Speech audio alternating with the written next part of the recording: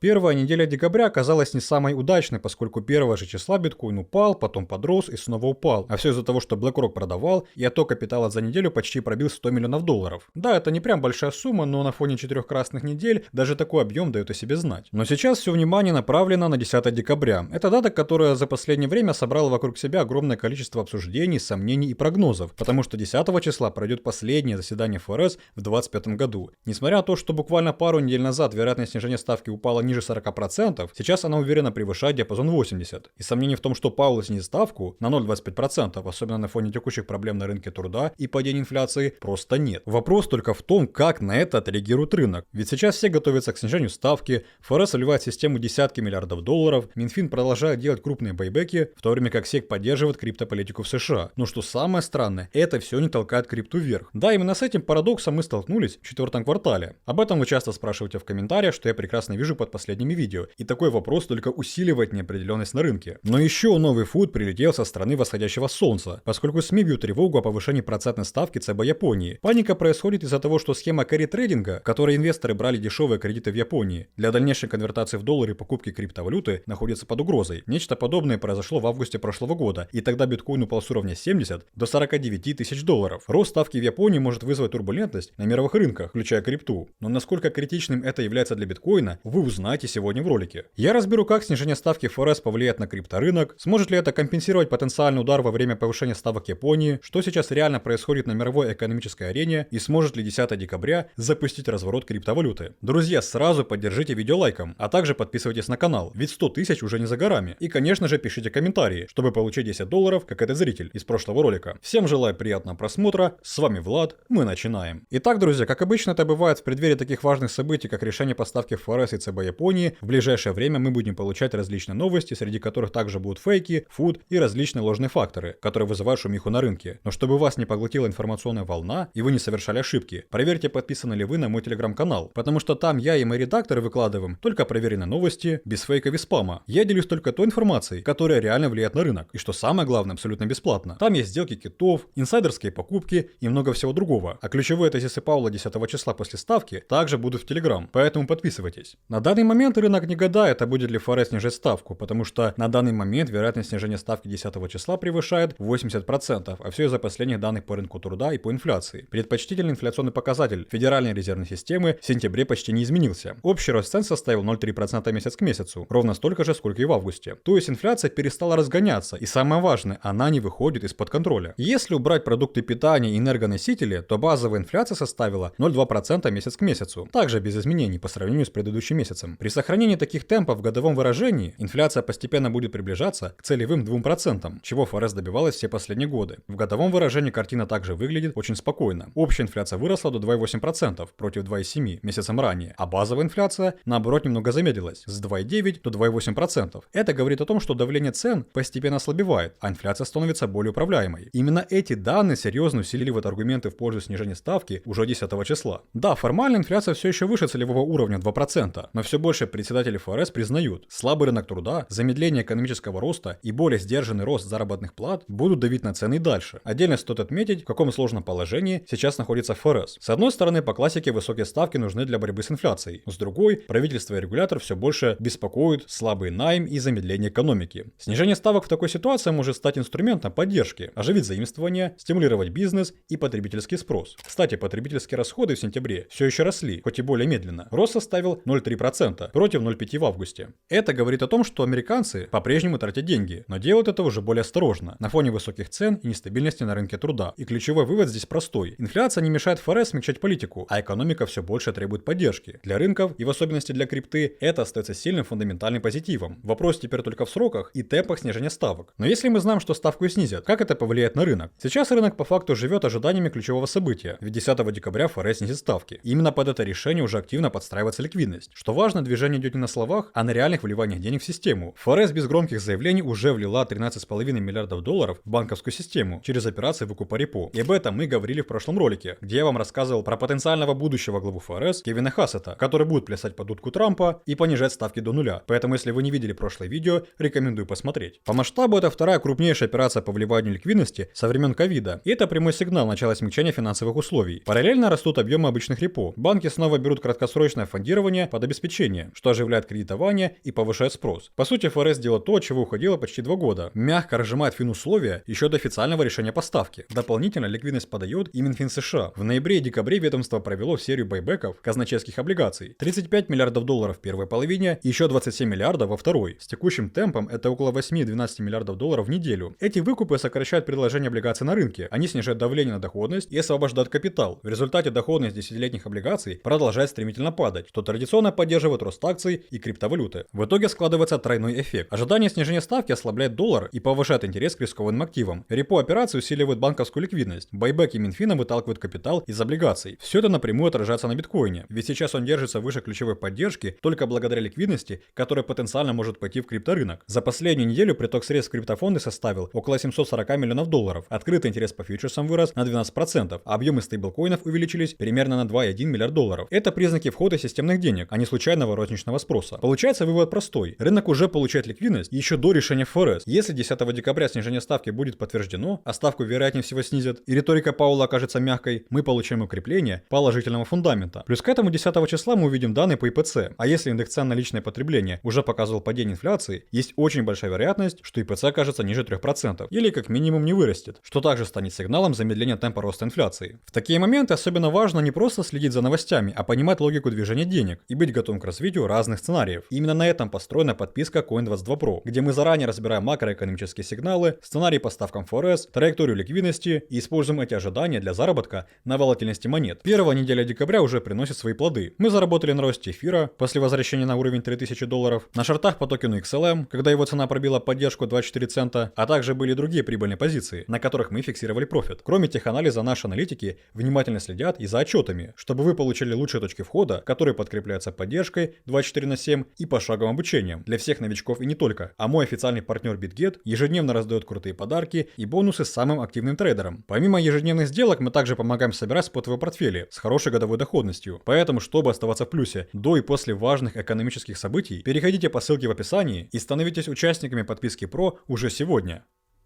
Также сейчас крайне важно обратить внимание на Японию, потому что именно здесь формируется один из самых недооцененных макрорисков для мировых рынков, включая криптовалюту. Доходность японских облигаций стремительно растет, а Банк Японии все громче намекает на повышение процентной ставки. Рынок уже закладывает это в ожидание. Вероятность повышения ставки Банком Японии на 0,25% 19 декабря оценивается примерно в 90%. Основания для этого более чем серьезные. Инфляция в Японии устойчиво держится выше 2%, что для экономики, привыкшей к дефляции, является принципиально новым режимом. Цифры здесь говорят сами за себя. Доходность двухлетних гособлигаций Японии превысила 1%. Это максимальное значение с 2008 года, со времен мирового финансового кризиса. Доходность десятилетних облигаций поднялась до уровней, которых рынок не видел уже 17 лет. Это прямой индикатор роста стоимости заимствований и окончания эпохи нулевых ставок. Почему же это так важно для глобальных рынков? Потому что почти 30 лет иена была фундаментом глобального carry-трейдинга. Инвесторы занимали деньги в иенах под минимальные проценты, конвертировали их в доллары и направляли капитал в высокодоходные активы. Американские акции, облигации, новые рынки, которые развиваются, и, конечно же, в крипту. В том числе биткоин, который последние годы во многом рос на фоне глобальной ликвидности и дешевого кредитного плеча. Как только ставки Японии растут или иена начинает укрепляться, эта схема ломается. Carry-трейдинг начинает стремительно сворачиваться. Инвесторы вынуждены закрывать позиции, продавать риск и возвращать заемные средства. Это всегда происходило резко и болезненно. Это не теория. Например, в августе прошлого года такое же ужесточение со стороны Банка Японии уже привело к обвалу рынка примерно на 600 миллиардов долларов. Биткоин тогда упал до 49 тысяч долларов, а суммарная ликвидация по крипторынку превысили 1,1 миллиард долларов за максимально короткий промежуток времени. Именно Япония тогда стала триггером цепной реакции на всех риск-активах. Сегодня аналитики все чаще говорят, что история может повториться. Повышение доходности японских облигаций уже называют очень большой проблемой для крипты и глобальных рынков. Логика здесь простая. Как только дешевая иена перестает быть источником ликвидности, начинается распродажа активов с высоким риском и высоким плечом. Дополнительное давление создает тот факт, что сокращение ликвидности происходит не только в Японии. Мы также видим ужесточение финансовых условий в США и Китае. Такая конвергенция – редкость, и именно она делает ситуацию потенциально опасной. Глобальный рынок оказывается в режиме, когда инвесторы сокращают доли и плечо быстрее, чем приходят новые деньги. Есть и более спокойные оценки. Некоторые аналитики отмечают, что значительная часть плеча уже была сброшена с октября, а спекулятивные позиции по иене заметно сократились. Но даже в этом случае достаточно умеренного ужесточения, чтобы снова надавить на криптоактивы, особенно на те, где доминирует заемный капитал. Биткоин и эфириум традиционно первыми принимают на себя удар в момент макрострессов, потому что именно через них идет быстрая ликвидация и перераспределения капитала. Сейчас трейдерам и инвесторам важно следить за тремя ключевыми индикаторами: доходностью японских гособлигаций, динамикой пары доллара-иены и объемом позиций с кредитным плечом на крипторынке. Эти показатели будут первыми сигнализировать о нарастании рисков. При этом важно учитывать и баланс факторов. Япония уже анонсировала стимулирующую программу на 185 миллиардов долларов, которая частично компенсирует эффект ужесточения. Кроме того, на другой стороне весов снижение ставок ФРС и рост долларовой ликвидности, который мы наблюдаем прямо сейчас. Итоговый вывод здесь такой: эпоха бесплатных денег из Японии подходит к концу, а это повышает волатильность и делает рынки более уязвимыми. Однако это не означает немедленный крах. Скорее начинается фаза повышенной турбулентности, где рост будет зависеть не от дешевого плеча, а от реальной ликвидности и фундаментальных факторов. Именно в таких условиях рынок проходит стресс-тест, прежде чем сформировать следующую точку роста. В данном случае вероятность повторения сценария с падением биткоина, как это было в прошлом году, достаточно низкая, ведь тогда ставки ФРС были высокими и такого роста ликвидности, конечно же, не было. Сейчас все больше аналитиков говорят о том, что именно декабрь может стать точкой восстановления для экономики и крипторынка, и ключевая причина – рост глобальной ликвидности и снижение ставки ФРС. По данным Coinbase, условия для разворота постепенно улучшаются. Глобальная денежная масса М2 снова растет, финансовые условия смягчаются, а вероятность снижения ставки ФРС 10 декабря уже превысила 90%. Именно этот фактор рынок рассматривает как главный макротриггер для биткоина в конце этого года. Coinbase еще в октябре предупреждала о слабости рынка в ноябре и прогнозировала декабрьский разворот, опираясь на модель глобальной М2. И хотя инвестиционные настроения остаются сдержанными, а институциональный капитал пока не спешит активно заходить в рынок, сам фон уже начинает меняться. Инвесторы ждут восстановления притока средств в криптовалютные ETF и подтверждения смягчения политики ФРС. При этом все упирается в риторику Джерома Пауэлла. Аналитики отмечают, что после снижения ставки рынок может увидеть так называемые ралли Санты. Но любое жесткое заявление главы ФРС способно быстро охладить оптимизм и остановить рост. Мы всегда видели, что именно агрессивный комментарий Пауэлла является причиной давления на биткоин, как это было в ноябре. Техническая картина при этом выглядит устойчиво. Биткоин уже протестировал зону 80 тысяч и 100-недельную скользящую среднюю, что часто совпадает с формированием среднесрочного дна. Дополнительным позитивом стали структурные изменения, включая расширение доступа к ETF. И получается, макроэкономика начинает работать в пользу криптовалюты. Рынок уверен, что ставки ФРС снизят, но решающим фактором для движения в декабре станут не только цифры, но и заявления Пауэлла. Также сегодня я для вас подготовил 3 интересных графика, которые прямо указывают на то, что рынок находится на пороге нового движения, и они основаны на ликвидности, потоком на биржу и поведению крупных игроков. На данный момент биткоин торгуется около уровня 90 тысяч, и его краткосрочная динамика все больше зависит от того, что происходит на больших биржах, как, например, на Binance, а именно в ордербуке, депозитах и ончейн-потоках. Все 3 показателя сходятся в одном: рынок готовится к фазе повышенной волатильности, а контроль над движением постепенно смещается к продавцам. Первый, самый тревожный сигнал – это индикатор обмена китов. Этот показатель отражает долю депозитов крупных держателей по отношению к общим притокам на бирже. Сейчас его значение по всем биржам находится на уровне 0.47, а на Binance 14-дневная EMA выросла до 0.42, что является максимальным уровнем с апреля. Такие уровни говорят о том, что киты начинают активно переводить биткоин на биржи не для хранения, а для продажи или распределения позиций. Учитывая, что цена биткоина уже испытывает сложности с закреплением выше уровня 93 тысячи, рост этого показателя усиливает зону сопротивления. Проще говоря, при каждом движении вверх рынок сталкивается с новым давлением со стороны крупного предложения. Второй важный график – приток биткоина на Binance. По данным блокчейна, 30-дневная простая скользящая средняя по притокам биткоина на бирже достигла 8915 биткоинов. Для сравнения, максимум этого года фиксировался 3 марта на уровне 9000. И тогда рынок вскоре перешел к более глубокой коррекции. Подобные всплески почти всегда означают подготовку к снижению рисков после сильного роста. Сейчас эта динамика особенно опасна, потому что рынок находится под ключевым сопротивлением 96 тысяч долларов. Рост запасов на Binance формирует избыточное предложение, которое рынок пока не способен быстро поглотить. Пока этот объем не будет выкуплен, потенциал роста биткоина остается ограниченным. Третий график дает не менее важный контекст – депозиты USDT на Binance. За последние 7 дней количество транзакций депозитов USDT достигло 946 тысяч, что превысило депозиты OKEX, а также Bybit. Массовый приток стейблкоинов – это не всегда бычий сигнал. В такой рыночной фазе он, скорее всего, говорит о подготовке трейдеров к активным действиям. Это может быть либо агрессивный выкуп падения, либо быстрое хеджирование и ротация позиций во время резких движений. С учетом одновременного роста депозитов биткоина и активности китов, текущий приток USDT указывает не на спокойное накопление, а на ожидание сильной волатильности. Если собрать все 3 сигнала вместе, то картина становится очень четкой. Киты увеличивают переводы биткоина на Binance, общий приток биткоина находится на годовых максимальных уровнях, а трейдеры массово загоняют стейблкоины на биржу, готовясь к резкому движению. Это классическое состояние рынка перед фазой расширения диапазона. Ключевой уровень сейчас – зона 90 тысяч. Если биткоин не удержит эту поддержку, то ликвидность, которая скопилась в USDT, может ускорить движение вниз, усиливая каскадные ликвидации. В таком сценарии рынок может легко уйти в более глубокую коррекцию. Однако есть и другой вариант. Если уровень удержится, а потенциал этого высокий, и давление со стороны продавцов будет поглощаться, эта же ликвидность может стать топливом для резкого контртрендового отскока. Получается, сейчас Binance выступает главным индикатором следующего движения биткоина. Рынок находится в фазе распределения и ожидания, а не в режиме уверенного трендового роста. Направление будет определяться тем, выдержит ли цена поддержку под давлением китов. В ближайшее время нас почти наверняка ждет всплеск волатильности. Вопрос только в том, станет ли он финальным перед ростом или началом более глубокой коррекции. Если подвести итоги всего, что мы сегодня разобрали, картина по рынку сейчас выглядит следующим образом. Несмотря на давление со стороны китов и рост притока на бирже, на графике начинает формироваться локальный восходящий тренд. Цена постепенно сжимается, и именно зона выше 90 тысяч долларов является ключевой. Закрепление биткоина над этим уровнем станет сильным сигналом и сильно повысит вероятность продолжения роста с потенциальной попыткой возвращения на 100 тысяч долларов. При этом не забываем и второй сценарий, к которому я склоняюсь меньше. Рынок остается чувствительным к ликвидности и макроновостям, поэтому сохраняется важная зона поддержки в районе 80 тысяч. Именно этот уровень выступает фундаментом текущего движения и базовым ориентиром риска. Пока биткоин остается выше 80 тысяч, общая структура рынка сохраняет бычий характер, даже на фоне коррекции и повышенной волатильности. Друзья, именно так сейчас выглядит здоровый рынок. Рост через консолидацию, тесты уровней и выбивание слабых рук, а не через прямой памп. Но и дальнейшее движение будет зависеть от того, сможет ли цена удержаться выше 90 тысяч. Интересно, как вы думаете, сможем ли мы перед и после встречи ФРС закрепиться выше 90 тысяч, пробить восходящую линию тренда и сформировать новый рост? Пишите свое мнение в комментариях. Ну а более подробно эту тему ближе встречи ФРС я буду разбирать в телеграм-канале. Так что подписывайтесь, ставьте лайки, жмите колокольчик и увидимся в следующем видео. Вам желаю удачи, до скорых встреч!